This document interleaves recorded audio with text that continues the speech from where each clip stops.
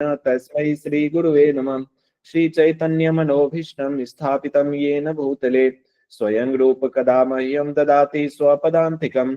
वन्देऽहं श्रीगुरो श्रीयुतापदकमलं श्रीगुरुन् वैष्णवांश्च श्रीरूपं साग्रजातं सगण रघुनाथान्वितं तं सजीवं साद्वैतं सावधूतं परिजनसहितं कृष्ण चैतन्य देवम् श्री राधा कृष्ण पादान सहगण ललिता श्री विशाखान्वितांश्च।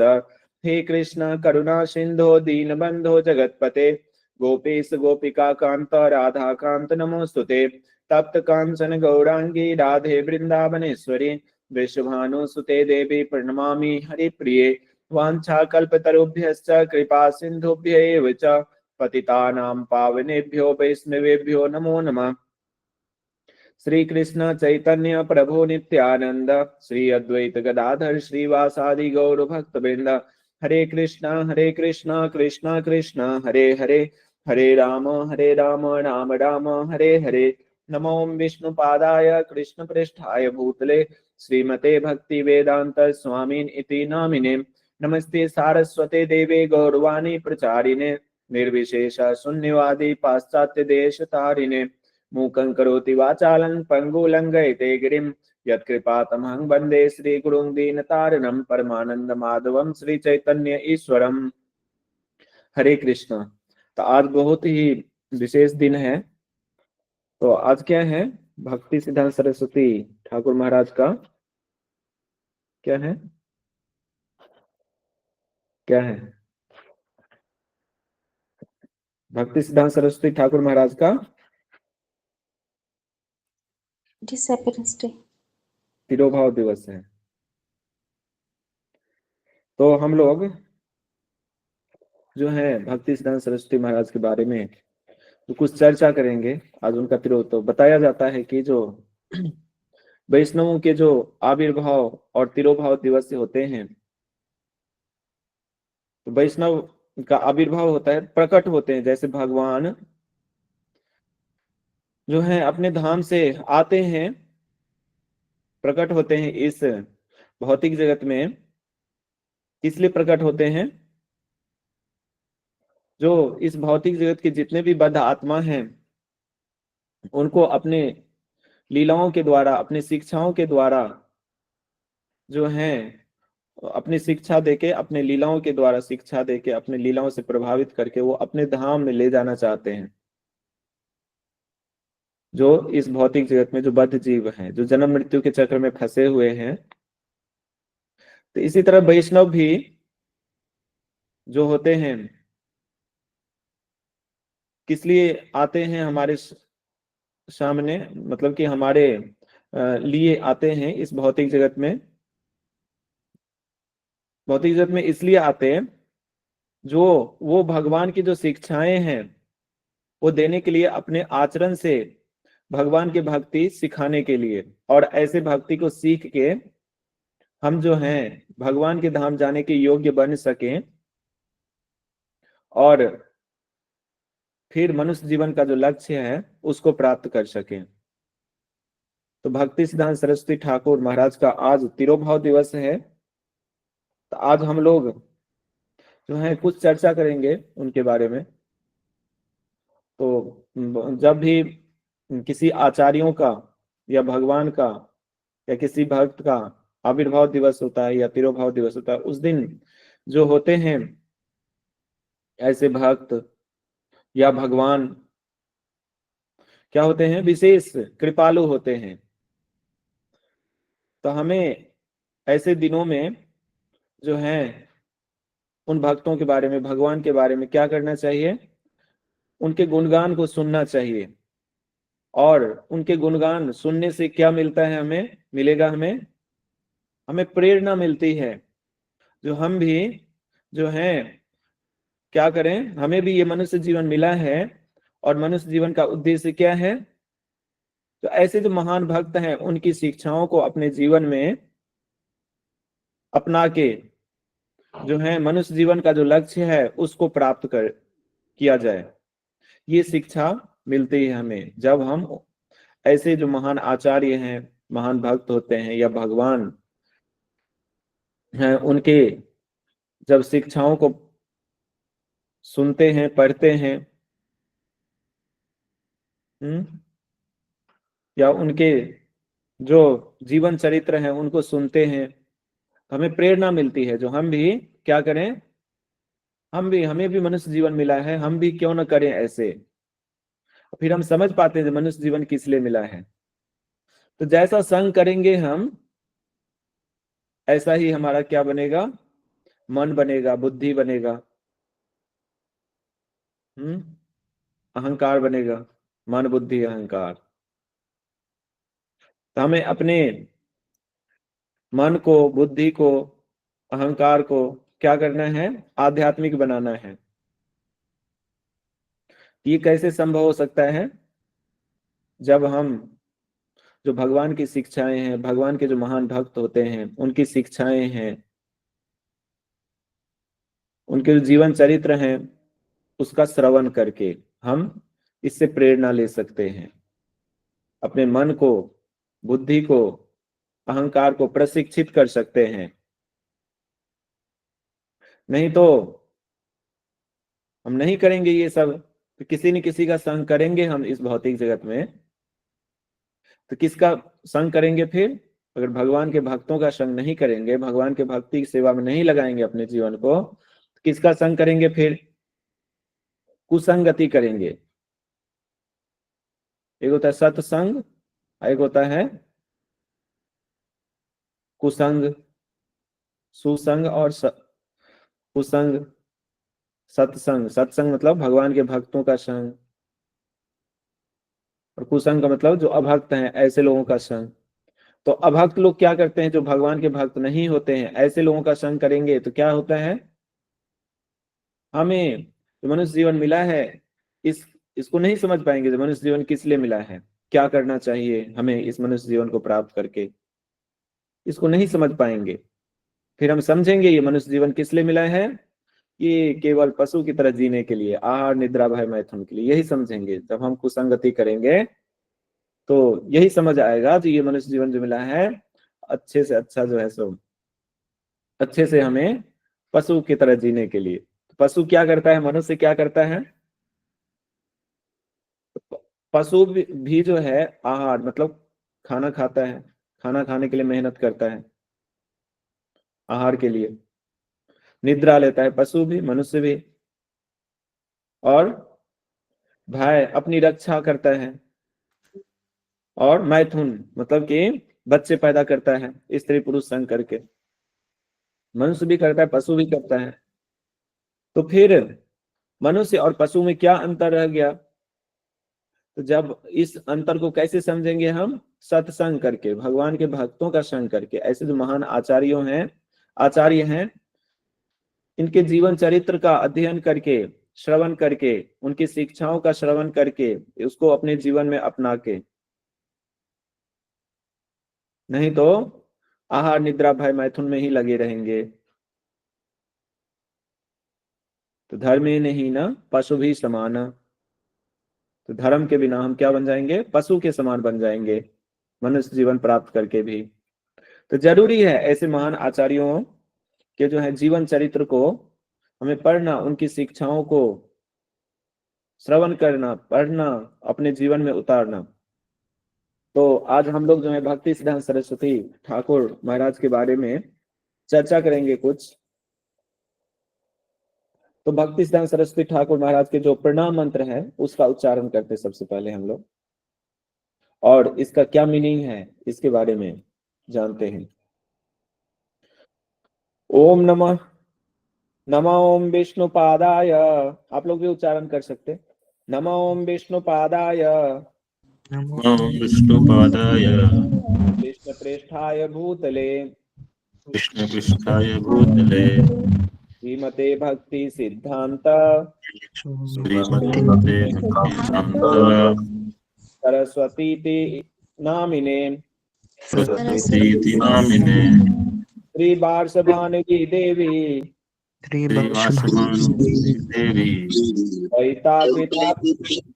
दयिताय कृपाब्धये दयिताय कृष्णकृताय कृष्ण संबंध विज्ञान कृष्ण संबंध दायिने प्रभुवे नमः। दायिने प्रभुवे नमः। माधुर्योज्ज्वल प्रेमाख्य श्रीरूपानुग भक्तिद विरूपानुग भक्ति श्री गौड़ करुणा शक्ति श्री गुरु विग्रहाय नमोस्तुते। विग्रहाय नमस्ते।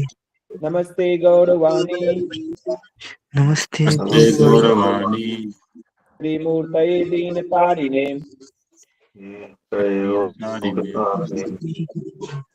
रूपानुग विरुद्धाप सिद्धांत धांत हारिणे।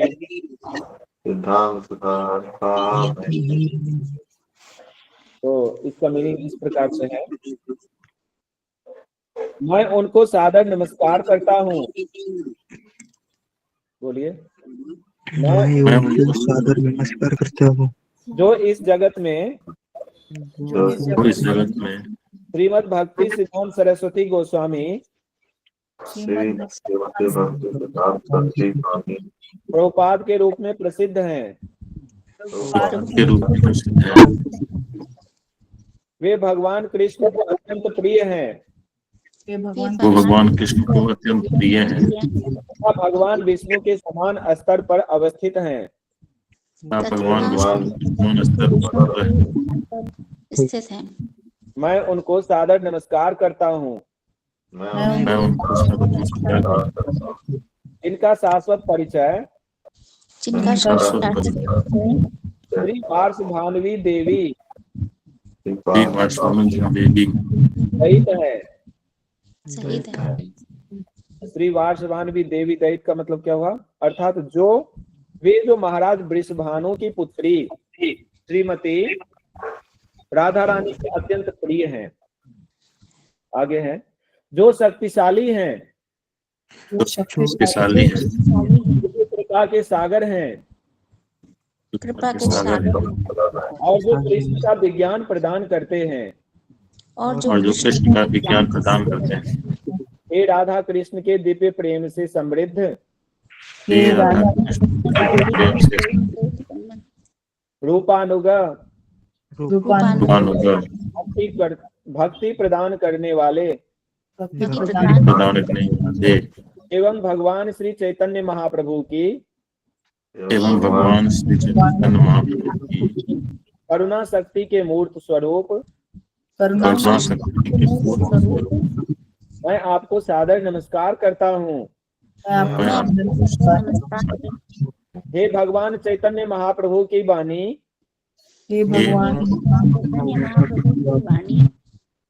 के मूर्त स्वरूप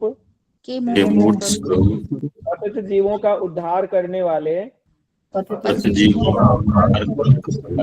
एवं श्रील रूप गोस्वामी के उपदेशों से एवं श्री रूप गोस्वामी के उपदेशों से युद्ध अब सिद्धांतों रूपी अंधकार को नष्ट करने वाले मैं आपको सादर नमस्कार करता हूँ। ये भक्ति सिद्धांत सरस्वती ठाकुर का प्रणाम मंत्र है। तो जिनको श्रीमती राधा रानी की कृपा एवं स्नेह प्राप्त हुआ, श्रीमती राधा रानी की कृपा और स्नेह प्राप्त हुआ, तो वो कौन है? श्री वार्ष भानवी देवी दैत भक्ति सिद्धांत सरस्वती ठाकुर महाराज। तो वो इस जगत में प्रकट हुए हैं, फिर भी उनकी प्रतिष्ठा परमेश्वर भगवान विष्णु के समान ही है और वे भगवान कृष्ण के परम प्रिय हैं। उनका चरित्र अत्यंत उन्नत होने पर भी वे अपने आप को पतित जीवों के लिए उपलब्ध कराते हैं। पतित जीवों के लिए। पतित जीव कौन है? कौन है पतित जीव? हम सब है कि नहीं? हाँ जी। हम कैसे समझेंगे जो हम पतित जीव हैं? हम कैसे हैं पतित जीव? हमें यही भाव रखना चाहिए कि हम ऊपर नहीं है, बहुत पीछे है, बहुत मामले में। हम जन्म मृत्यु के चक्र में फंसे हुए हैं। जी। हाँ, आत्मा तो नहीं तो मरता है, नहीं तो उसका जन्म होता है। हम तो आत्मा हैं लेकिन फिर भी हम मरते हैं, जन्म होता है हमारा, बीमार पड़ते हैं, बुढ़ापा आता है। क्यों? क्योंकि हम पतित हो गए हैं, गिर गए हैं, हमारा जो असली स्वरूप है उससे गिर गए हैं। तो इसमें बता रहे हैं जो उनकी प्रतिष्ठा, भक्ति सिद्धांत सरस्वती महाराज की जो प्रतिष्ठा है, परमेश्वर भगवान विष्णु के समान ही है और वे भगवान कृष्ण को परम प्रिय हैं। उनका चरित्र अत्यंत उन्नत होने पर भी वे अपने आप को पतित जीवों के लिए उपलब्ध कराते हैं और उनका उद्धार करते हैं। इस प्रकार वे कृपा के सागर हैं और निस्संदेह भगवान गौरांग की करुणा शक्ति के मूर्तिमान स्वरूप हैं। वे भगवान चैतन्य की कृपा का वितरण विशेष रूप से गौर संदेश के माध्यम से करते हैं और वे इसी गौरवाणी के दिव्य मूर्ति मान स्वरूप हैं। तो भगवान गौरांग दिव्य प्रेम में भक्तिमय सेवा के सबसे उन्नत एवं उज्जवल रस को प्रदान करने के लिए प्रकट हुए थे। निजी इच्छा से किसी भी प्रकार से प्रभावित हुए बिना अनुकूल भाव से कृष्ण की सेवा के रूप में शुद्ध भक्ति की व्याख्या प्रस्तुत करके भगवान चैतन्य के उपदेशों का सार प्रदान करने वाले श्री रूप गोस्वामी का अनुसरण करने वाली परंपरा में श्रील भक्ति सिद्धांत सरस्वती उस सर्वोत्कृष्ट रस का वितरण कर रहे हैं। भक्ति के विभिन्न प्रचलित दूषित रूप जो श्रील रूप गोस्वामी का अधिकृत प्रतिनिधित्व करने का दावा करने पर भी कृष्ण को संतुष्ट करने के अतिरिक्त अन्य इच्छाओं की स्थूल एवं सूक्ष्म रूप से पुष्टि करते हैं। शुद्ध भक्ति को पृथक करने के लिए एवं उसकी सुरक्षा करने के लिए श्रील रूप गोस्वामी के अनुयायियों में सर्वश्रेष्ठ श्रील भक्ति विनोद ठाकुर के दास के रूप में श्रील भक्ति सिद्धांत सरस्वती ने श्रील रूप गोस्वामी के उपदेशों का विरोध करने वाले अपसिद्धांतों के अंधकार को नष्ट किया। वे शुद्ध भक्ति के प्रामाणिक ज्ञान को उत्साह के साथ प्रदान करने वाले हैं जो मनुष्य के कृष्ण के साथ संबंध के विज्ञान से आरंभ होकर व्यावहारिक भक्तिमय सेवा की ओर अग्रसर होते हुए अंतिम लक्ष्य मधुर उज्जवल कृष्ण प्रेम तक ले जाता है। मधुर उज्जवल कृष्ण प्रेम।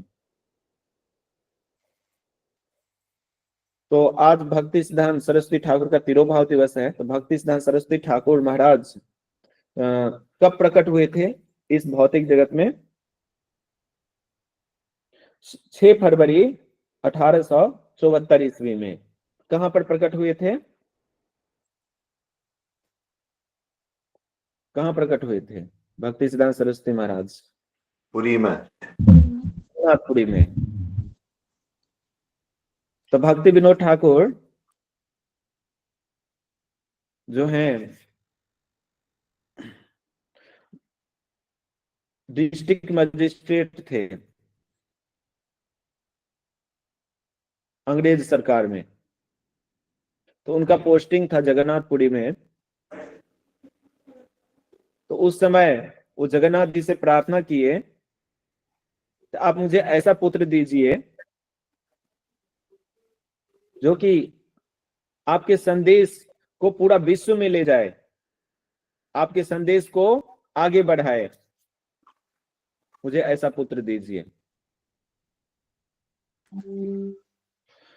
तो भक्ति विनोद ठाकुर भगवान के शुद्ध भक्त थे और शुद्ध भक्त जब प्रार्थना करते हैं भगवान से तो भगवान जो हैं ऐसे शुद्ध भक्त की प्रार्थना को क्या करते हैं? उसकी इच्छा को पूरा करते हैं, प्रार्थना को एक्सेप्ट कर लेते हैं। तो कैसे समझेंगे? जो तो प्रार्थना तो हमें भी करना चाहिए भगवान से, भगवान के भक्तों से। तो हम कैसे समझेंगे जो हमारा जो प्रार्थना है वो शुद्ध है या अशुद्ध है?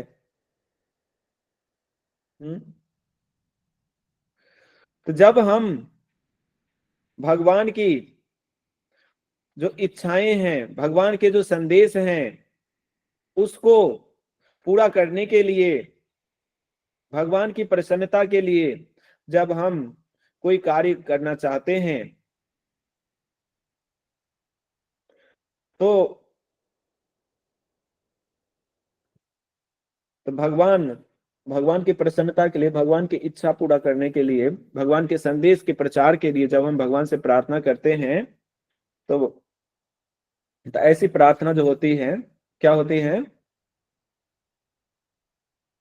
शुद्ध होती है। और जब हम किसी अपने भौतिक इच्छा पूर्ति के लिए जब हम भगवान से प्रार्थना करते हैं, तो ऐसी प्रार्थनाएं क्या हैं? भगवान जानते हैं जो ये जो है किसी भौतिक इच्छा के लिए, भौतिक इच्छा की पूर्ति के लिए मेरे से प्रार्थना कर रहा है। तो भगवान देखते हैं तो ऐसी भौतिक इच्छाएं जो हैं इसके लिए ठीक है या नहीं है। तो अगर ठीक होता है हमारे लिए तो भगवान क्या करते हैं? उसको पूरा करते हैं। फिर अगर हमारे लिए ठीक नहीं होता ऐसी ऐसी इच्छाएं, हम भगवान से प्रार्थना करते भी हैं तो ऐसी इच्छाओं की पूर्ति भगवान नहीं करते हैं। क्यों नहीं करते हैं? क्योंकि हम सब भगवान के अंश हैं, भगवान के पुत्र हैं, और भगवान हम सबके पिता हैं। तो भगवान चाहते हैं जो हम सब क्या बने? सुखी बने, सुखी रहे हमेशा के लिए। लेकिन हम सब अज्ञानता के कारण भगवान से क्या प्रार्थना करते हैं? हाँ धनम, हाँ जन्म, हाँ सुंदरीम। भगवान मुझे धन दीजिए, भगवान मुझे जन्म दीजिए, अनुयायी दीजिए, हाँ सुंदरी भी दीजिए। किस लिए? भौतिक भोग के लिए। तो भगवान फिर क्या करते हैं?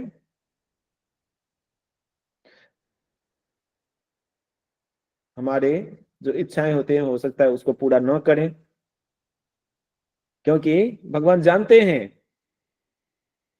जो ये आत्मा मेरा अंश है, मेरा पुत्र है, उसको अगर मैं ऐसे चीज दूंगा तो ये सुखी नहीं बन सकता है, हमेशा के लिए सुख को नहीं प्राप्त कर सकता है। लेकिन भगवान के जो शुद्ध भक्त होते हैं, हम मांगते हैं, धन भी मांगते हैं भगवान से, जनक भी मांगते, जैसे विनोद ठाकुर ने पुत्र मांगे तो दिए उनको पुत्र, ऐसे पुत्र। क्यों क्यों दिए? फिर जो भगवान के शुद्ध भक्त होते हैं धन मांगते हैं तो क्यों देते हैं फिर धन? जो भगवान के शुद्ध भक्त होते हैं वो सुंदरिंग भी मांगते हैं, उनकी पत्नी भी होते हैं कई बार, कई भक्त के जो गृहस्थ भक्त होते हैं। तो क्यों देते हैं ऐसे? भगवान क्यों देते हैं? क्योंकि भगवान जानते हैं जो कौन किसके योग्य है,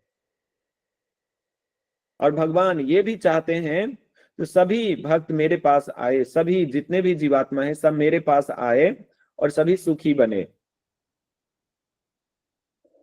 सुखी बने।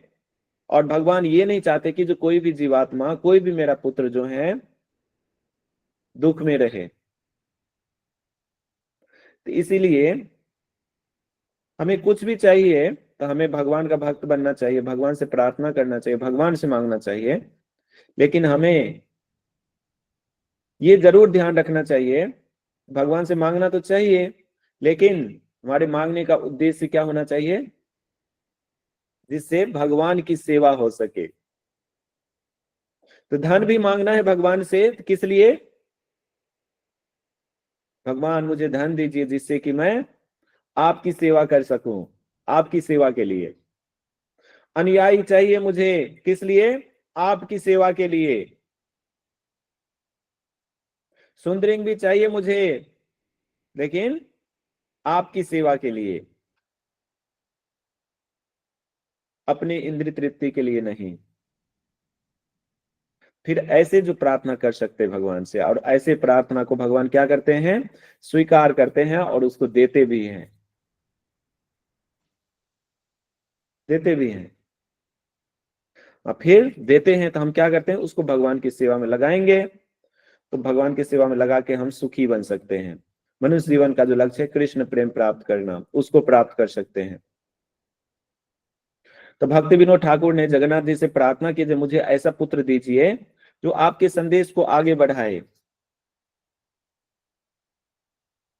तो भगवान ने भक्ति विनोद ठाकुर के जो प्रार्थना है उसको एक्सेप्ट कर लीजिए, उनको पुत्र दिए,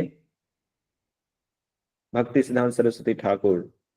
तो भक्ति सिद्धांत सरस्वती ठाकुर का जो आविर्भाव हुआ वो जगन्नाथपुरी में हुआ 6 फरवरी 1874 ईस्वी में, श्री क्षेत्र धाम में, श्री क्षेत्र जगन्नाथपुरी धाम में। तो भक्ति विनोद ठाकुर, भक्ति सिद्धांत सरस्वती ठाकुर का बचपन का नाम क्या था? बिमला प्रसाद।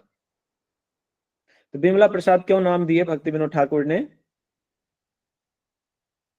तो बिमला देवी जो है माता पार्वती का नाम है, दुर्गा जी का नाम। तो जगन्नाथपुरी में जगन्नाथ जी को जितना भी भोग लगता है, जगन्नाथ जी को भोग लगने के बाद जो जगन्नाथ जी का प्रसाद है सबसे पहले कहाँ जाता है? बिमला देवी के पास, पार्वती जी के पास। पार्वती जी के पास जाता है और फिर वहां से आता है कहां पर? आनंद बाजार में। और आनंद बाजार से सभी लोग जो हैं उस प्रसाद को प्राप्त कर सकते हैं।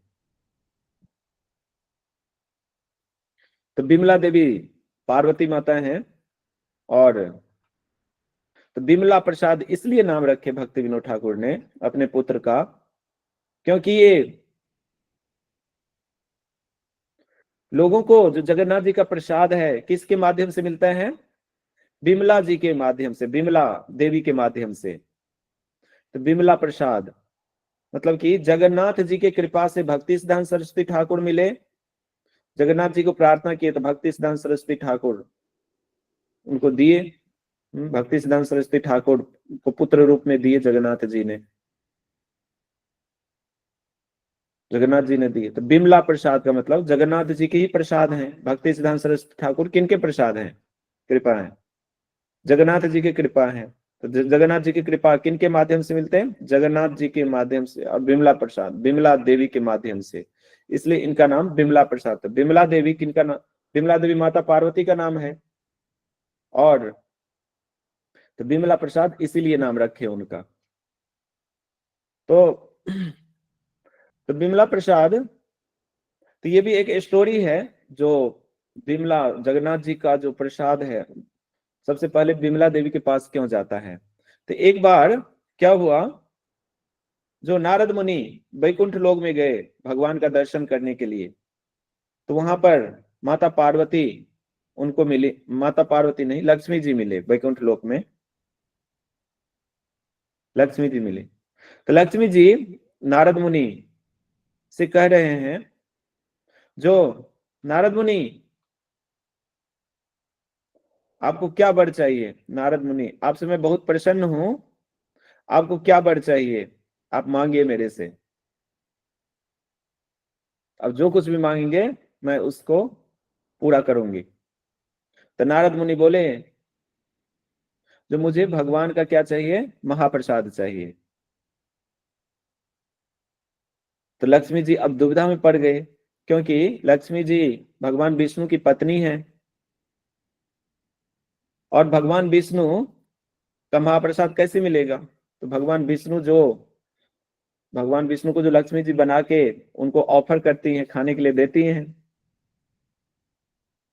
तो भगवान विष्णु वही खाते हैं, वही भोग लगाते हैं, और फिर जो बचा हुआ रहता है वो प्रसाद के रूप में और लोगों को मिलता है। तो लक्ष्मी जी को भगवान विष्णु बता दिए थे, जो आप जो मुझे बना के देती हो तो मैं खाता हूं, और जो बच जाता है केवल आप ही खाओगे इसको, और किसी को नहीं देना है। अब ये लक्ष्मी जी जो हैं दुविधा में पड़ गई, जो भगवान विष्णु का आदेश है, मेरे पति का आदेश है, जो उनका जो प्रसाद है और किसी को देना नहीं है, केवल मैं खा सकती हूँ, तो नारद मुनि को कैसे दूं? फिर पति कि अवज्ञा हो जाएगी,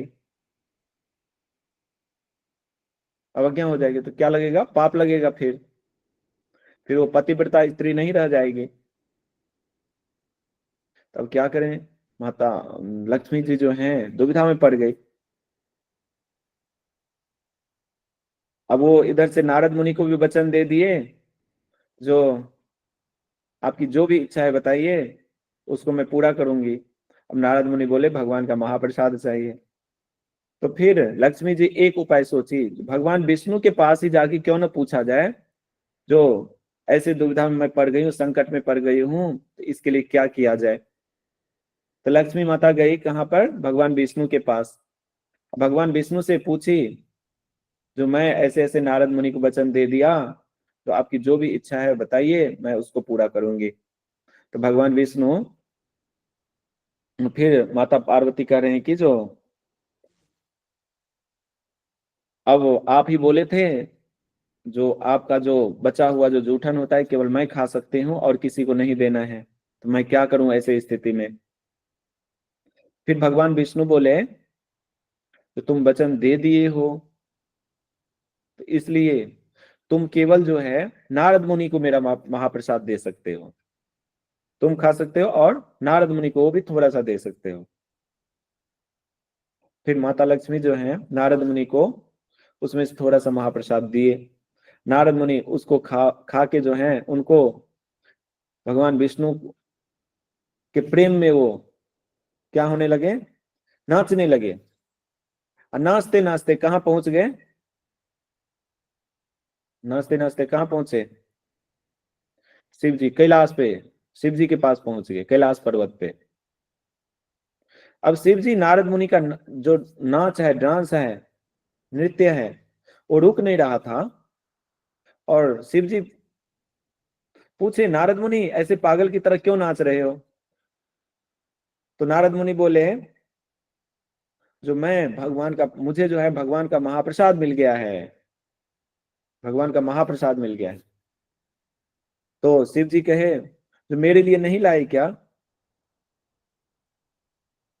तो नारद मुनि बोले, वो तो मैं खा लिया, अब तो नहीं है मेरे पास। तो नारद मुनि देखे अपने नाखून में फंसा हुआ एक कण था महाप्रसाद का, वो दे दिए शिव जी को। शिव जी भी उस महाप्रसाद को प्राप्त पाके वो भी भाव विभोर हो गए, और कृष्ण प्रेम में वो भी तांडव नृत्य करने लगे।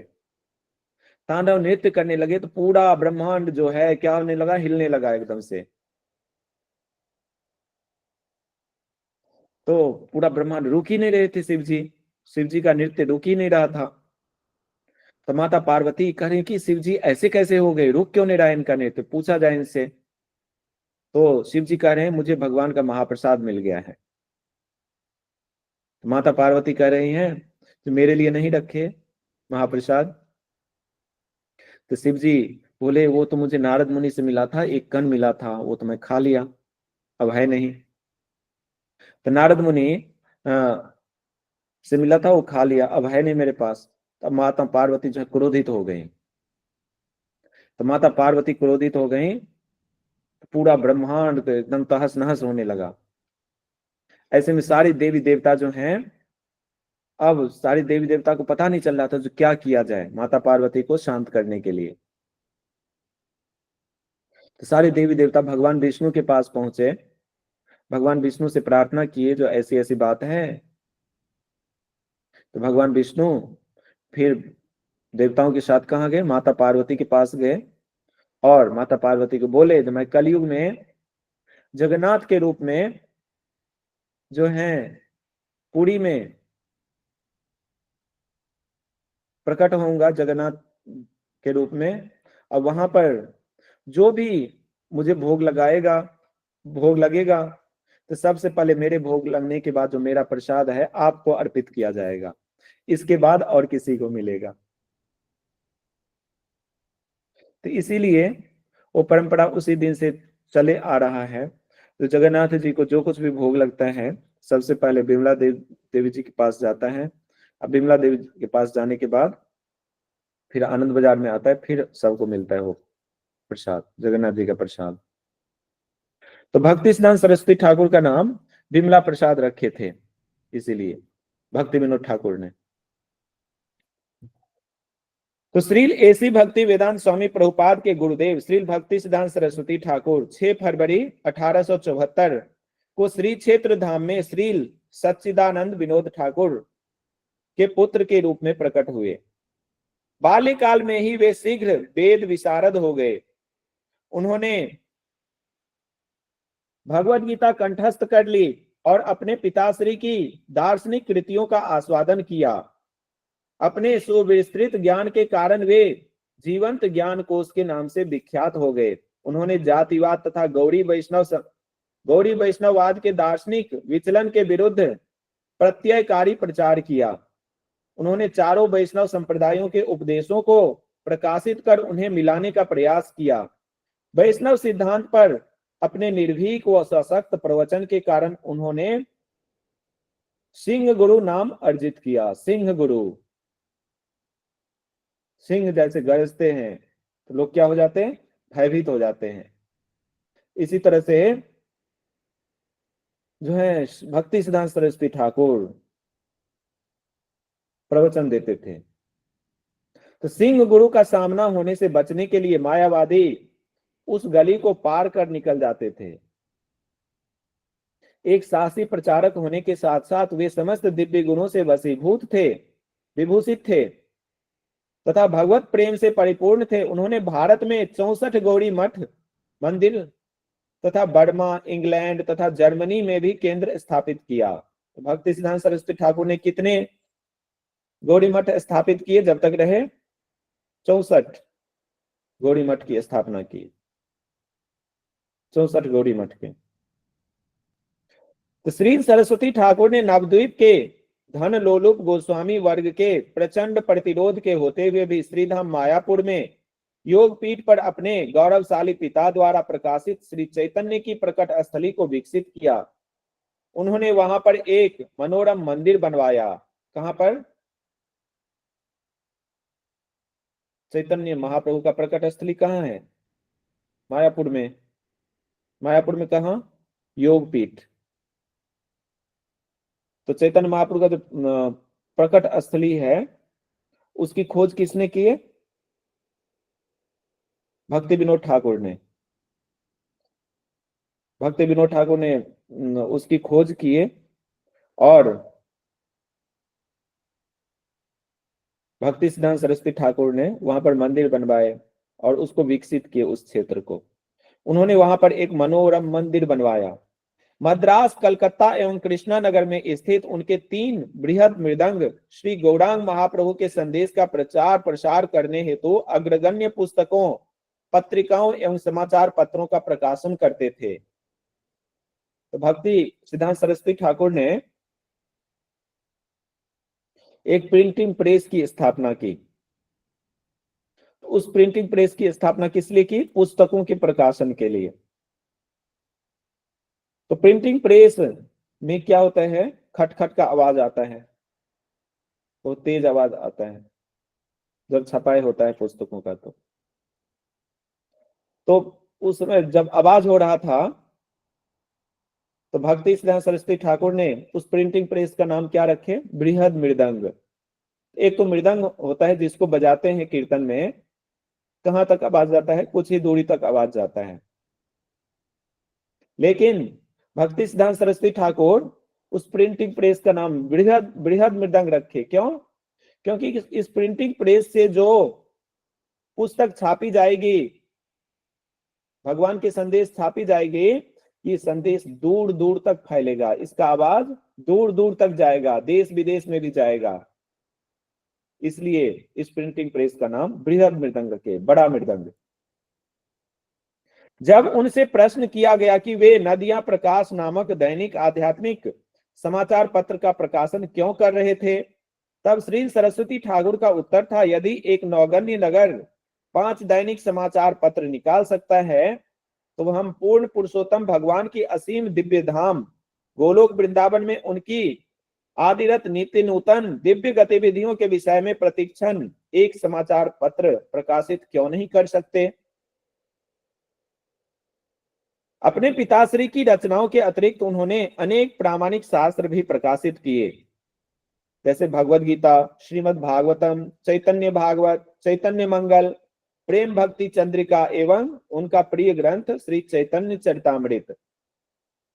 उन्होंने भविष्यवाणी की कि श्री कृष्णदास कविराज द्वारा चैतन्य चरितामृत में संचित सुधा का रस लेने हेतु विदेशी बंगाली सीखेंगे, विदेशी लोग बंगाली सीखेंगे।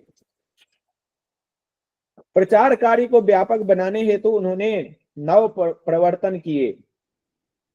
भारत भर में उन्होंने श्री कृष्ण एवं श्री चैतन्य महाप्रभु की लीलाओं की दर्शाती प्रतिमाओं तथा अन्य धार्मिक प्रदर्शनियों का निःशुल्क आयोजन किया।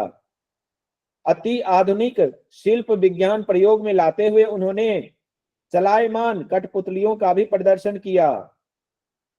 जहां जहां चैतन्य महाप्रभु के चरण पड़े थे वहां वहां उनकी स्मृति स्वरूप उन्होंने संगमरमर पर अंकित भगवान के चरण कमलों के चिन्ह स्थापित किए। रीति विरुद्ध जाते हुए उन्होंने अपने सन्यासियों को सिले हुए कुर्ते तथा ओवरकोट पहनने की तथा कार एवं मोटर कारों में सवार होने की आज्ञा दी और उन्हें महाप्रभु का संदेश समुद्र पार यूरोप तक पहुंचाने को कहा। तो ऐसा पहले ऐसा नियम था, जो सन्यासी लोग होते थे ये कोट पैंट या पैंट शर्ट ये सब नहीं पहन सकते थे, लेकिन भक्ति सिद्धांत सरस्वती ठाकुर ने ये सब दिए। तो भगवान की भक्ति सेवा के लिए अगर कोट पैंट पहनने की भी जरूरत है तो कोई दिक्कत नहीं है, इसको पहन सकते हैं।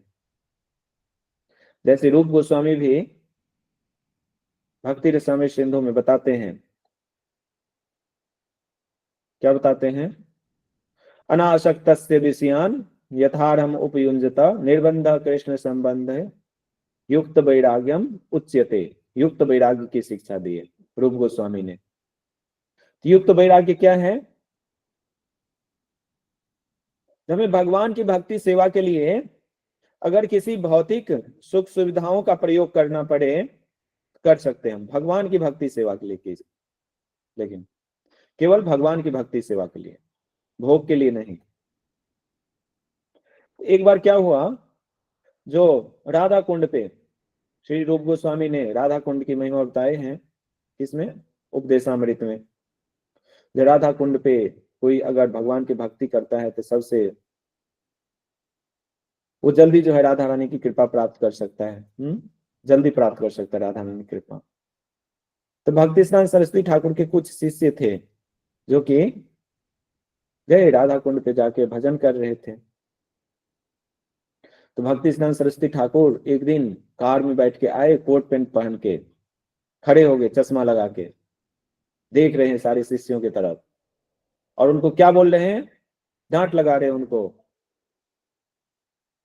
क्या डांट लगा रहे हैं? तुम लोग यहाँ पे भजन कर रहे हो, दुनिया में सारे लोग क्या हो रहे हैं? इतना दुखी हैं, कष्ट में हैं, तुम लोग यहाँ पे भजन कर रहे हो। जाओ पूरा विश्व में जाओ भगवान के संदेश लेके, भगवान के संदेश लेके पूरा विश्व में जाओ, लोगों को दो, लोगों को कष्ट से निकालो। तो भक्ति सिद्धांत सरस्वती ठाकुर पेंट कोट में आए थे, चश्मा पहन के आए थे, कार में बैठ के आए थे। तो इससे क्या शिक्षा दे रहे हैं भक्ति सिद्धांत सरस्वती ठाकुर? तो भगवान की भक्ति सेवा के लिए अगर समुद्र को पार करना पड़े, पहले के जो सन्यासी होते थे समुद्र पार नहीं करते थे, एरोप्लेन में नहीं बैठते थे, एरोप्लेन का यूज नहीं करते थे, कोट पैंट नहीं पहनते थे, लेकिन भक्ति सिद्धांत सरस्वती ठाकुर ने जो रूप गोस्वामी की शिक्षाएं हैं उसको प्रयोग करके दिखाए। जो इसका भी प्रयोग भगवान की भक्ति सेवा में युक्त वैराग्य के रूप में किया जा सकता है। मतलब कि भगवान के वैराग्य क्या है? असली वैराग्य क्या है? वैराग्य का मतलब ये नहीं होता है कि हमें यूज ही नहीं करना किसी चीज को। वैराग्य का मतलब होता है यूज करना है, लेकिन किस लिए? अपने इंद्रिय तृप्ति के लिए नहीं, भगवान की भक्ति सेवा के लिए। तो भक्ति सिद्धांत सरस्वती ठाकुर ने ये करके दिखाए। तो श्री भक्ति सिद्धांत सरस्वती ठाकुर के क्रांतिकारी प्रचार विचार रसाचार्य श्रील रूप गोस्वामी द्वारा प्रकाशित युक्त वैराग्य के शास्त्रीय सिद्धांत से उभर कर आए। एक नित्य मुक्त जीव होने के कारण श्री सरस्वती ठाकुर को ज्ञात था कि माया को किस प्रकार यथोचित श्री कृष्ण की सेवा में संलग्न किया जाए। श्री ठाकुर भक्ति विनोद के चरण चिन्हों का अनुगमन करते हुए उन्होंने सामाजिक सामंजस्य तथा सबको आध्यात्मिक संतोष प्रदान करने के लिए दैवी वर्णाश्रम का प्रचार किया। दैवी वर्णाश्रम, तो दैवी वर्णाश्रम क्या है? एक तो होता है वर्णाश्रम धर्म। तो वर्णाश्रम का मतलब क्या है? वर्ण और आश्रम, 4 वर्ण है, 4 आश्रम है। 4 वर्ण कौन कौन से हैं? ब्राह्मण, क्षत्रिय, वैश्य, शूद्र। 4 आश्रम कौन कौन से हैं? ब्रह्मचर्य आश्रम, गृहस्थ आश्रम, वानप्रस्थ आश्रम और संन्यास आश्रम। ये वर्णाश्रम धर्म कहलाते हैं। तो इसकी स्थापना किसने की? भगवान ने की है। किस लिए? समाज को इस तरह से चलाने के लिए जिससे कि समाज के जितने भी लोग हैं, जो कृष्ण, मनुष्य जीवन का लक्ष्य है कृष्ण प्रेम, उसको प्राप्त कर सकें, इसलिए बनाए। इस धर्म के अनुसार चल के, वर्णाश्रम धर्म का पालन करके। तो वर्णाश्रम धर्म का भी उद्देश्य क्या है? कृष्ण प्रेम को प्राप्त करना, कृष्ण भक्ति को प्राप्त करना। चाहे कोई ब्राह्मण हो तो ब्राह्मण का कर्म कर सकता है भगवान की प्रसन्नता के लिए। कोई क्षत्रिय के गुण हो किसी में तो क्षत्रिय का कर्म कर सकता है भगवान की प्रसन्नता के लिए। कोई वैश्य के गुण हो किसी में तो वैश्य का कर्म करके भगवान की प्रसन्नता के लिए कर्म कर सकता है। किसी में शूद्र का गुण हो तो कोई दिक्कत नहीं है, शूद्र के कार्य करके कार्य कर सकता है भगवान की प्रसन्नता के लिए। कोई ब्रह्मचारी आश्रम में हो कोई दिक्कत नहीं, ब्रह्मचारी आश्रम में रह के कार्य करे, किसके लिए? भगवान की प्रसन्नता के लिए। कोई गृहस्थ आश्रम में हो तो गृहस्थ आश्रम में रह के भगवान की प्रसन्नता के लिए कार्य करे। कोई वानप्रस्थ आश्रम में है उसमें भगवान की प्रसन्नता के लिए कार्य। कोई संन्यास आश्रम में है भगवान की प्रसन्नता के लिए कार्य करे। तो ये क्या है? वर्णाश्रम धर्म। तो ये वर्णाश्रम धर्म किसके आधार पर बनाए? भगवान कृष्ण ने गुण के आधार पे। जैसे कि भगवद गीता में बोलते हैं ना भगवान, चातुर्वर्ण मया श्रेष्ठम गुण कर्म विभागस। गुण और कर्म के आधार पे बनाए, गुण के आधार पे और कर्म के आधार पे, जन्म के आधार पे नहीं। तो भक्ति विनोद ठाकुर ने दैवी वर्णाश्रम धर्म की स्थापना किए थे। तो अब दैवी वर्णाश्रम धर्म क्या है? तो दैवी वर्णाश्रम धर्म है जो कोई ब्राह्मण है तो भगवान की सेवा के लिए अगर कभी छत्री का कार्य करना पड़े तो ब्राह्मण छत्री के भी कार्य करेगा। ब्राह्मण भगवान की सेवा के लिए कभी शूद्र के कार्य की जरूरत पड़े तो शूद्र की कार्य भी करेगा। जैसे झाड़ू लगाना, सफाई करना, ये सब किसका कार्य है? शूद्र का कार्य है। अब मंदिर में झाड़ू लगाने की जरूरत हो, पोछा लगाने की जरूरत हो, पुजारी है तो वही पुजारी कभी हो सकता है भगवान की आरती भी करे, श्रृंगार भी करे, पूजा भी करे, और जरूरत पड़ेगा तो झाड़ू भी लगा सकता है मंदिर में, कोई दिक्कत नहीं है। छत्री है कोई तो छत्री के भी कार्य करेगा, जरूरत पड़े भगवान की सेवा के लिए तो पुजारी की भी सेवा करेगा, प्रचार की भी सेवा करेगा। कोई शूद्र है तो कोई दिक्कत नहीं है, शूद्र के भी कार्य करेगा और जरूरत पड़े तो सभी कार्य करेगा। तो इसी तरह से दैवी वर्णाश्रम धर्म, जो कोई भी वर्ण के, कोई भी आश्रम के व्यक्ति भगवान की सेवा के लिए जहां पे जिस चीज की जरूरत हो वो कार्य करेगा, तो इसको क्या बोलते हैं? दैवी वर्णाश्रम धर्म। भगवान की सेवा के लिए जब जहां पे जो जिस चीज का जरूरत पड़ेगा वो करेगा। तो एक होता है वर्णाश्रम धर्म, ये है दैवी वर्णाश्रम धर्म। तो वर्णाश्रम धर्म में केवल ब्राह्मण का ही कार्य करेगा, छत्री का ही कार्य करेगा। लेकिन दैवी वर्णाश्रम धर्म में क्षत्रिय को भी जरूरत पड़ेगा तो ब्राह्मण के कार्य कर सकता है, ब्राह्मण को भी जरूरत पड़ेगा तो क्षत्रिय के कार्य कर सकता है, शूद्र के कार्य कर सकता है। ये दैवी वर्णाश्रम धर्म की स्थापना किए थे किसने? भक्ति विनोद ठाकुर ने। यहाँ पर बताया जा रहा है श्री ठाकुर भक्ति विनोद के चरण चिन्हों का अनुगमन करते हुए उन्होंने सामाजिक सामंजस्य तथा सबको आध्यात्मिक संतोष प्रदान करने के लिए दैवी वर्णाश्रम धर्म का प्रचार की भक्ति सिद्धांत सरस्वती ठाकुर। श्री रूप गोस्वामी एवं श्री रघुनाथ दास गोस्वामी की शिक्षाओं का समर्थन करते हुए उन्होंने भक्ति ज्ञान का उपदेश दिया तथा सहस्रों लोगों को आलोकित किया कि किस प्रकार श्री श्री राधा श्री श्री गांधर्विका गिरधारी के प्रति शुद्ध प्रेम प्राप्त करें, इसकी शिक्षा दी। भारत में उनके प्रचार कार्य की चमत्कारिक सफलता के अतिरिक्त श्री भक्ति सिद्धांत सरस्वती ठाकुर का महानतम योगदान था उनके सर्वोपरि शिष्य श्री एसी भक्ति वेदांत स्वामी प्रभुपाद, जिन्हें उन्होंने दीक्षा दी तथा विश्व भर में कृष्ण भावनामृत का वितरण करने हेतु प्रेरित किया। जब श्री प्रभुपाद को अपने गुरुदेव श्री भक्ति सिद्धांत सरस्वती ठाकुर का चित्रांकन करने को कहा गया तब वे बोले, मैं क्या कह सकता हूं, वे तो वैकुंठ वासी थे। गोलोक वृंदावन में राधा गोविंद की नित्य लीला में श्री सरस्वती ठाकुर नयन मंजरी के रूप में सेवारत हैं। नयन मंजरी तो भक्ति सिद्धांत सरस्वती ठाकुर राधा कृष्ण की नित्य लीला में किस रूप में सेवा कर रहे हैं? अभी नयन मंजरी के रूप में गोलोक वृंदावन धाम में। मंजरी कौन होते? राधा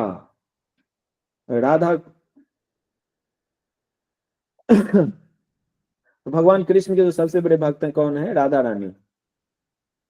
राधा रानी की जो सेविका हैं उनको क्या बोलते हैं? सखी। सखियों के जो सेविकाएं हैं उनको मंजरी बोलते हैं। मंजरी तो मंजरी के रूप में सेवा करें। कौन सी मंजरी? नयन मंजरी के रूप में। नयन मंजरी क्या करती हैं? उनकी कैसे सेवा करते हैं भगवान? आंख फाड़ फाड़ के उनकी तरफ दर्शन करते भगवान। नयन मंजरी गोपियों को देखे ना, ऐसे करके देखते रहते हैं भगवान की तरफ आंख फाड़ के। तो जो भगवान के भक्त होते हैं भगवान के सुंदर रूप का दर्शन करते हैं आंख से, तो आंख से दर्शन करके भगवान की सेवा करते हैं। तो नयन मंजरी के रूप में सेवारत हैं गोलोक वृंदावन धाम में भक्ति सिद्धांत सरस्वती ठाकुर। उनकी पुष्प समाधियां राधा कुंड एवं राधा दामोदर मंदिर में है। राधा कुंड और राधा दामोदर मंदिर वृंदावन में। तो इस प्रकार जो है भक्ति सिद्धांत सरस्वती ठाकुर का आज तिरोभाव दिवस हुआ था, तो हम लोगों को उनकी शिक्षाओं को पढ़ना चाहिए, उसको अपने जीवन में उतारना चाहिए और उनसे प्रार्थना करना चाहिए कि आप मुझे मेरे ऊपर कृपा करिए जिससे कि मैं भी जो है आपकी शिक्षाओं का पालन कर सकूं, अपने गुरु महाराज के आज्ञा का पालन कर सकूं, प्रभुपाद जी की जो इच्छाएं हैं उसको पूरा कर सकूं, भगवान कृष्ण को प्रसन्न कर सकूं। मतलब कि भगवान के दास दासानुदास बन सकूं। तो हम सब क्या हैं? आत्मा हैं, भगवान के अंश हैं। हमें बनना क्या है? गोपीर भर्तुर पद कमलियो दास दासानुदास। हमें गोपियों के जो सेविका हैं उनके दासों के दास बनना है। तो गोपियों के सेविका कौन है? मंजरी। यहाँ पे मंजरी कौन है? नयन मंजरी भक्ति सिद्धांत सरस्वती ठाकुर। तो भक्ति सिद्धांत सरस्वती ठाकुर के दास कौन है? अभय चरणारविंद भक्ति वेदांत स्वामी प्रभुपाद। प्रभुपाद जी के जो दास हैं उनके दासों के दास बनना है हमें। तो जब हम दासों के दास बनते हैं, भगवान के जो दासों के दास हैं उनके दास बनते हैं, भगवान इससे ज्यादा प्रसन्न होते हैं, इससे ज्यादा प्रसन्न होते हैं। तो को भगवान बोले ना भगवद गीता में, जो मेरे भक्तों का भक्त है वो मेरा असली भक्त है। क्योंकि कोई डायरेक्ट भगवान का भक्त बनना चाहता है, भक्तों का भक्त नहीं बनना चाहता है, इसमें भी कुछ भौतिक इच्छाएं होती है। भौतिक इच्छाएं क्या होती हैं? मैं तो डायरेक्ट भक्तों का दास बनना, डायरेक्ट भगवान का दास बनूंगा। इसमें ये भौतिक इच्छाएं हैं, जो मैं क्यों न महान बनूं, मतलब कि मैं डायरेक्ट क्यों न भगवान का भक्त बनूं, मैं भक्तों का भक्त क्यों बनूं, मैं इतना क्या तुच्छ हूं क्या भक्तों का भक्त बनूं? मैं तो डायरेक्ट भगवान का भक्त बनूंगा। तो हमारे अंदर का जो अहंकार है, जो काम है, क्रोध है, लोभ है, मोह है, अहंकार है, ईर्ष्या द्वेष है इसका मतलब। जब तक हमारे अंदर ये 6 प्रकार के अनर्थ रहेंगे, तब तक जो है हम चाहे अपने आप को मान लें जो हम भगवान के भक्त हैं, लेकिन असली में भगवान नहीं मानते जी ये मेरा भक्त है असली में। तो जब हम भगवान के दासों के दास बनते हैं, दास दासानुदास बनते हैं, तो हम अपने आप को समझ पाते हैं जो मैं तो कुछ नहीं हूं। मैं क्या हूं? तुच्छ हूं। मैं तो कुछ नहीं, मेरी कोई योग्यता नहीं है। मेरी तो बस एक ही योग्यता है, क्या? भगवान के सेवकों के सेवकों के सेवकों के सेवक बनना। मैं तो सबसे नीच व्यक्ति हूं। जब ऐसा भाव उत्पन्न होता है, तो हमारे जो काम होते हैं, क्रोध होते हैं, लोभ होते हैं, मोह होते हैं, अहंकार होते हैं, ईर्ष्या द्वेष होते हैं, वो सब क्या होता है? धीरे धीरे खत्म हो जाता है। सारा खत्म हो जाता है। भौतिक भोग की इच्छाएं खत्म हो जाती है, केवल सेवक का भाव ही रह जाता है, सेवक बनने का। तब जाके हम असली सेवक बन पाते हैं। नहीं तो ये रहता है जो हम भगवान के सेवक, मैं भगवान का सेवक क्यों न बनूं, तो भगवान के भक्तों का सेवक क्यों बनूं? भगवान के भक्त कौन होते हैं मेरे जीवन में? मैं तो डायरेक्ट भगवान के साथ कनेक्शन बनाना चाहता हूँ, भक्त को देखना भी नहीं चाहता। ईर्ष्या द्वेष उत्पन्न हो रहा है ना, इसका मतलब अहंकार आ रहा है, काम है इसका मतलब कुछ, क्रोध क्रोध भगवान के भक्त आ जाते हैं हमारे सामने। हम सोचते हैं मैं क्यों करूं, तुम जो कहोगे मैं क्या क्यों करूं, भगवान जो बोले हैं डायरेक्ट वो करूंगा मैं। इसका मतलब क्या है? काम, क्रोध, लोभ, मोह, मद मात्सर्य, ये 6 प्रकार के अनर्थ हैं हमारे अंदर। तो ये अनर्थ तभी नष्ट हो सकते हैं, हम असली में भगवान के सेवक तभी बन सकते हैं जब तक हम भगवान के भक्तों के भक्त नहीं बनते हैं, दास दासानुदास नहीं बनते हैं। तो इसलिए भगवान कह रहे हैं जो असली में मेरा भक्त वही है जो मेरे दासों के दास है, दास दासानुदास है। तो हम सबको दास दासानुदास बनना है। तो हमें यही प्रार्थना करना चाहिए आज के दिन भक्ति सिद्धांत सरस्वती ठाकुर से, जो आप मुझे आशीर्वाद दीजिए, कृपा करिए मेरे ऊपर, जिससे कि मैं दास दासानुदास बन सकूं, आपके दास दासानुदास बन सकूं, कृष्ण को प्रसन्न कर सकूं। ठीक है, तो यहीं पे विराम देता हूं। और भी बहुत कुछ है बोलने के लिए, लेकिन समय हो गया है। तो आप लोगों के पास कोई प्रश्न है तो पूछ सकते हैं। थैंक यू वेरी मच प्रभु जी, इतना सुंदर हम लोग को बताने के लिए आपका बहुत धन्यवाद प्रभु जी। तो अपनी बात का कोई प्रश्न है तो प्रभु जी से पूछ सकते हैं।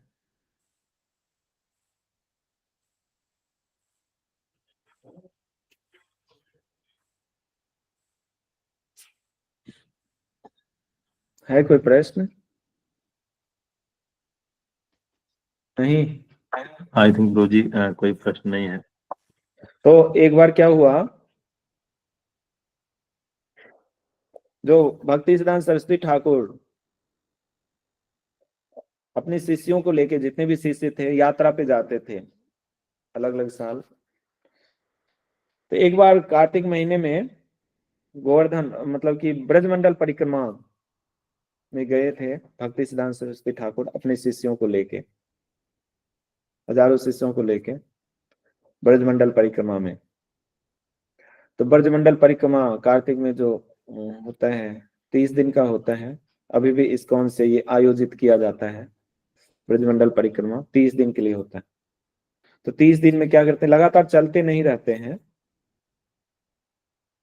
मतलब कि 5-6 घंटा चलते हैं, 8 घंटा चलते हैं। इसके बाद वो टेंट लगा होता है अलग अलग स्थान पे, वहां पे जाके रुकते हैं, कथा कीर्तन होता है, प्रसाद पाते हैं, रात में रुकते भी हैं, सोते हैं, फिर सुबह उठ के नहा धो के कथा कीर्तन होता है, और फिर चल पड़ते हैं आगे यात्रा में। तो भक्ति सिद्धांत सरस्वती ठाकुर जब ब्रजमंडल परिक्रमा में गए थे अपने भक्तों को लेके, तो प्रभुपाद जी को पता चला, उसमें प्रभुपाद जी गृहस्थ आश्रम में थे, तो प्रभुपाद जी को पता चला, तो प्रभुपाद जी भी गए 1-2 दिन के लिए ब्रजमंडल परिक्रमा में। तो वहां पे जहाँ पे कथा चल रहा था, भक्ति सिद्धांत सरस्वती ठाकुर सुना रहे थे अपने शिष्यों को कथा, भगवान की कथा, तो वहां पे जाके प्रभुपाद जी भी बैठे, कथा सुनने लगे। तो भक्ति सिद्धांत सरस्वती ठाकुर जब कथा सुनाते थे तो 2-2 घंटे चलता था, 3-3 घंटे कथा चलता था। तो कथा चलता रहा इस तरह से 2 घंटे लगातार। तो और सभी भक्त क्या हुए, उठ के चले गए धीरे धीरे, कुछ देर बाद धीरे धीरे उठ के चले गए। लास्ट तक जो है केवल प्रभुपाद जी वहां पर बचे रहे भक्ति सिद्धांत सरस्वती ठाकुर से कथा सुनने के लिए। अब बहुत ध्यानपूर्वक कथा सुन रहे थे प्रभुपाद जी, भक्ति सिद्धांत सरस्वती ठाकुर से कथा बहुत ध्यान से सुन रहे थे। लास्ट में केवल प्रभुपाद जी ही बचे वहां पर। तो भक्ति सिद्धांत सरस्वती ठाकुर उसी दिन जो है ये भविष्यवाणी कर दिए थे, ये एक मेरा शिष्य है जो कि पूरा विश्व में भगवान के संदेश को ले जा सकता है।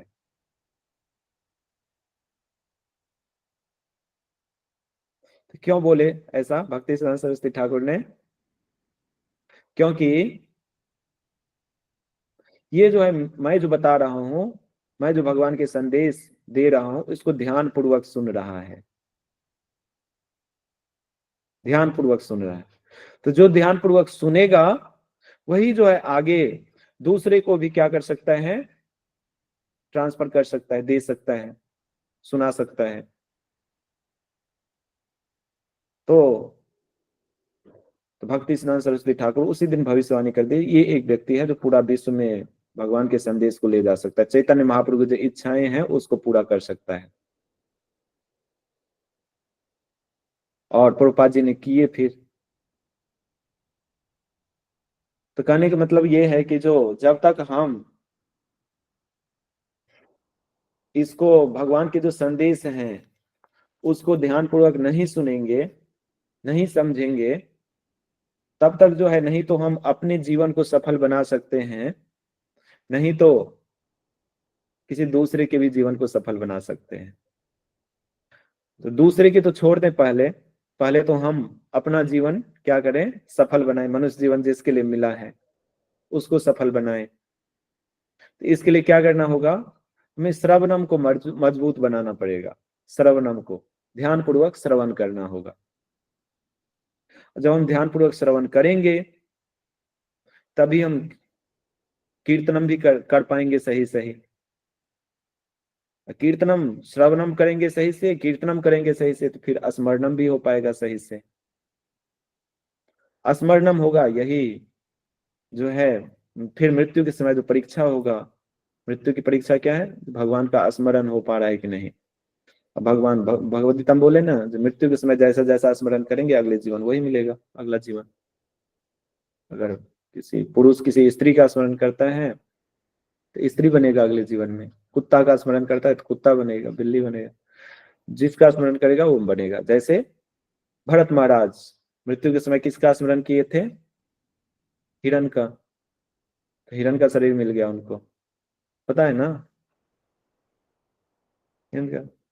तो जीवन भर हम जिस चीज का अभ्यास करेंगे वही स्मरण होगा अंतिम समय में, और फिर अगला जीवन वही मिलेगा। तो हमें पूरा जीवन भर भगवान का स्मरण करना है, हर समय हर क्षण। तो इसके लिए क्या करना होगा, श्रवणम करना होगा, फिर कीर्तनम करना होगा ध्यान पूर्वक, तभी जाके भगवान का स्मरण भी हो पाएगा। तो जब स्मरण होगा भगवान का तो हम अपने जीवन को सफल बना सकते हैं। अगर हम चाहते हैं दूसरे के जीवन को भी सफल बनाना, तो हमें जो है इसके लिए भी श्रवणम करना होगा पहले, फिर हम दूसरे को भी ये सुना सकते हैं। पहले सुने रहेंगे तभी तो सुनाएंगे ना, नहीं तो सुनाएंगे क्या। तो ध्यान पूर्वक, तो भक्ति सिद्धांत सरस्वती ठाकुर जो है इनसे ये शिक्षा ले सकते हैं हम, तो ये भी एक शिक्षा है। तो ध्यान पूर्वक सुनना चाहिए हम लोगों को, प्रचार भी करना चाहिए, नाम जप भी करना चाहिए, शास्त्र अध्ययन भी करना चाहिए। ये सब भक्ति के अंग हैं, ठीक है। तो रूप गोस्वामी ने भक्ति रसामृत सिंधु में 64 अंग दिए ना भक्ति के। चेतन महाप्रभु बोले कोई 64 अंग नहीं भी पालन कर पाता है, अगर करना चाहिए, ऐसे नहीं कर पाता है तो कम से कम 5 अंग का पालन तो जरूर करना चाहिए रोज, वो भी कभी कभी नहीं, प्रतिदिन। क्या? भगवान के नाम का जप ध्यान पूर्वक करना चाहिए जहां भी रहे हो। शास्त्र का अध्ययन, गीता भागवत का अध्ययन रोज करना चाहिए उस समय। इसके बाद फिर श्रवणम करना चाहिए, भक्तों की संगति, भक्तों की संगति मतलब भक्तों से श्रवण करना चाहिए रोज। इसके बाद चौथा, भगवान की सेवा करना चाहिए जहां भी रहे, कुछ न कुछ सेवा करें भगवान की। भगवान की सेवा मतलब कि भगवान की पूजा करें, उनके लिए भोग बनाएं, भोग अर्पित करें उनको, फिर प्रसाद ही खाएं, रोज ही होना चाहिए। और फिर ये चारों चीज जहां पे हो सके ऐसे स्थान में रहना चाहिए, मतलब मथुरावास करना चाहिए। तो ये 5 चीज जरूर करना चाहिए। भक्तों से श्रवण मतलब भक्तों का संग, शास्त्र अध्ययन, भगवान की सेवा पूजा, और भगवान के नाम जप ध्यान पूर्वक। तो जहां भी रहें इन 4 चीज को करें। तो मथुरावास का मतलब क्या हुआ? धामवास। तो जहां पे ये 4 चीज होगा वो धाम बन जाएगा। जहाँ पे श्रवण कीर्तन होगा, जहाँ पे शास्त्र अध्ययन होगा रोज, जहाँ पे नाम जप होगा ध्यान पूर्वक रोज, जहाँ पे भगवान की सेवा पूजा होगा रोज, तो भगवान के धाम है। भगवान के धाम में तो यही करते हैं ना लोग, भगवान की कथाओं का श्रवण करते हैं, भक्तों का संग करते हैं, भगवान के बारे में पढ़ते हैं, सुनते हैं, भगवान की सेवा करते हैं, भगवान के नाम जप करते हैं। तो हम भी जहां भी रहेंगे भगवान के धाम में रह सकते हैं फिर। तो इस मनुष्य जीवन में अभ्यास करना है, अंतिम समय परीक्षा होगा, भगवान का स्मरण करते हुए इस तरह शरीर छोड़ेंगे तो हम अपने जीवन को सफल बना लेंगे, फिर कृष्ण प्रेम प्राप्त कर सकते हैं। ठीक है, तो यहीं पे विराम देता हूं मैं। हरे कृष्ण। हरे कृष्ण। थैंक यू प्रभु जी, हम लोग को बताने के लिए। हम लोग सब मिलकर प्रभु जी का धन्यवाद करेंगे बाय लाउडली चैंटिंग हरे कृष्ण महामंत्र। हरे कृष्णा हरे कृष्णा कृष्ण कृष्ण हरे हरे, हरे हरे राम राम हरे राम हरे। हरे कृष्ण। हरे कृष्ण प्रभु जी, दोनों आप सबको बहुत बहुत धन्यवाद।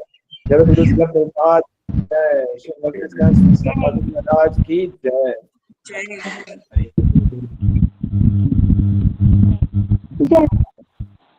हरे कृष्ण। आपसे बहुत बहुत धन्यवाद। तो हम दोनों को विराम देते हैं। हरे कृष्ण। धन्यवाद प्रणाम से तुम में। हरे कृष्ण प्रभु जी। हरे प्रणाम। हरे कृष्ण। हरे कृष्ण प्रभु जी, दंडवत प्रणाम। हरे कृष्ण।